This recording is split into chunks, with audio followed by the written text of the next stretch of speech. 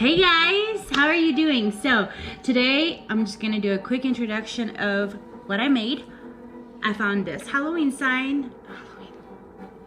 I made it into Halloween. Sorry. I found this Thanksgiving fall sign at the Dollar Tree. It was only $1. And when I saw it, I instantly had this idea of I need to create this. And I did.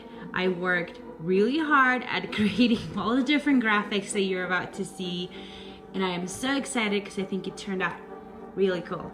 So here's the reveal. I made a scary movie street sign.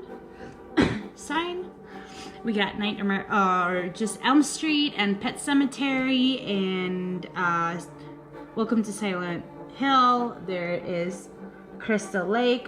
Derry welcomes you, and the Bates Motel. And I'm very excited. I designed all the different signs that are here. Hi, baby. And there will all be available for you to download down below to my Google Drive. There will be a link to the PDF file, so you just have to print it out. Other than that, it is a very easy project. I will have to say this. You do have to use this specific board. They have Halloween ones out right now, and these are different sizes. So when I edited it, they're meant to fit these specific ones. So you can't use this one, you have to use this one, because these are all different sizes and widths and whatever. So that's what these specific signs are designed for. So they do actually have to go in this order. So yes, the link will be down below, and I'm excited. So I'm gonna shut up now because this is almost a 2-minute intro.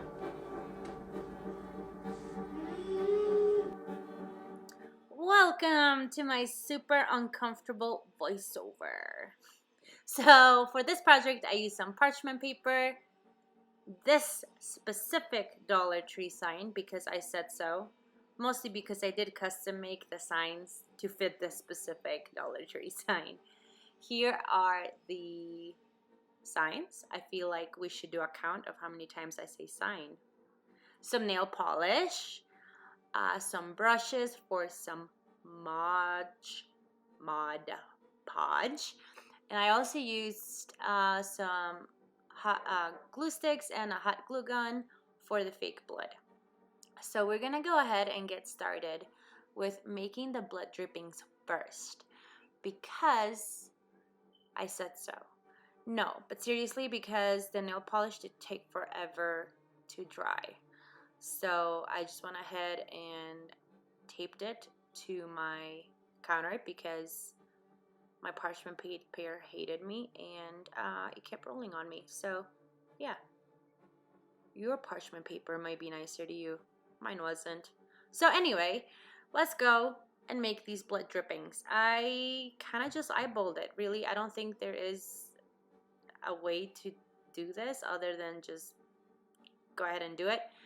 I did go very lightly, holding the trigger very lightly as I was going down, and then as I got to the bottom, I went hard so I would get like one big part of it so it would look like the drop formed, and then released the trigger, went up, and then lightly went over, and just repeated that process over and over and over and over again.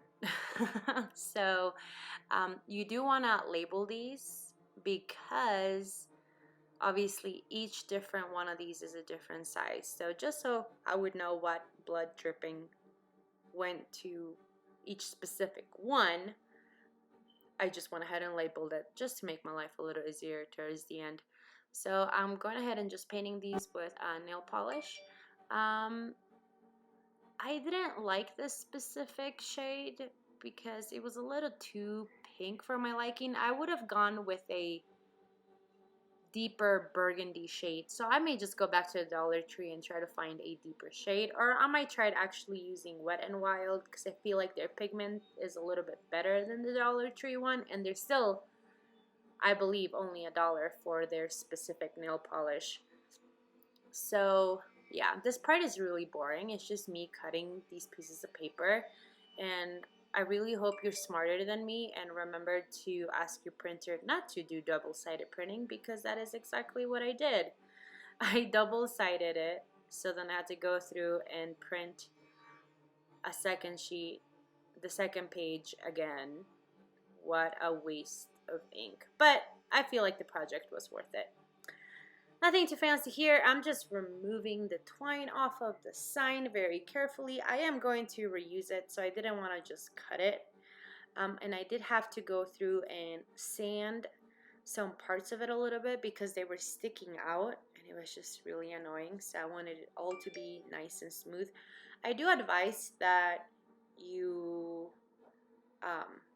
label where each one will go, because there's a lot of writing in there, because I had to go through and measure everything out. So when I was making the signs, I would know exactly how big to make them. But yeah, I did label each one so I would know what sign goes where, just so I don't like accidentally glue something where it's not supposed to be, or it just made the process a little bit faster. Nothing really fancy here, doing the Mod Podge on the paper and then carefully placing it where you want it on the board.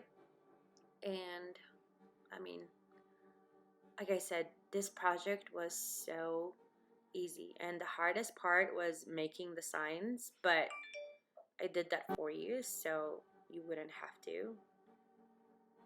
So you're welcome. I'm just kidding. I'm being rude today. But no, seriously, you're just gonna go ahead and we want to seal it because it is paper, so you don't want it to get damaged. And I feel like the Mod Podge does leave a really nice seal and feel to the board. I completely forgot to record how to put the blood on the board. So when you look at it, when you're peeling it off, you'll see that there'll be a little bit of residue from like the nail polish. So it easily comes off. So you just kind of want to peel it off and clean up your blood stains a little bit. And I just lightly added super glue to the back of them and then placed them on the board real quick. And over here I'm just reattaching the twine. I really don't know why I recorded this, but yeah. So here it is, all finished in all its glory. It is beautiful and I'm so in love with it, and you should definitely try it. I think it was a lot of fun. And yeah, follow me on Instagram and tag me on your picture if you do decide to make it, because this was a lot of fun. Thank you.